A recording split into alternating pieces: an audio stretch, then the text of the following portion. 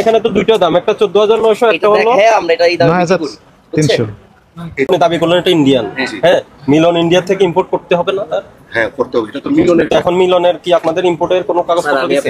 এটা হচ্ছে পাকিস্তানি, এটা না হোলসেল থেকে দিয়েছে। আর এটা ইন্ডিয়ান, তো এটা তো আলাদা। এটা সেটা বের করেন, দিচ্ছে স্যার, এটা হচ্ছে ইন্ডিয়ান। এটা বের করেন, বের করেন। এই যে স্যার, এই যে হোয়াটসঅ্যাপে আমাদের কি লেখা থামেন, ক্যাশমার উপরে কিছু লেখা আছে দেখেন তো, আপনার কোন প্রতিষ্ঠানের নাম লেখা আছে, ঠিকানা লেখা আছে, কন্টাক্ট নাম্বার দেওয়া আছে, কিচ্ছু দেওয়া নেই।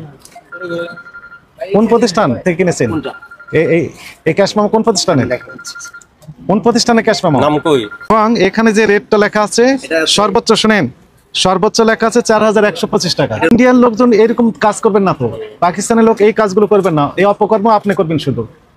এখানে ওই ক্যাশমামার উপর তাদের প্রতিষ্ঠানের নাম ঠিকানা থাকবে না, এটা তারা ভাবতেই পারে না।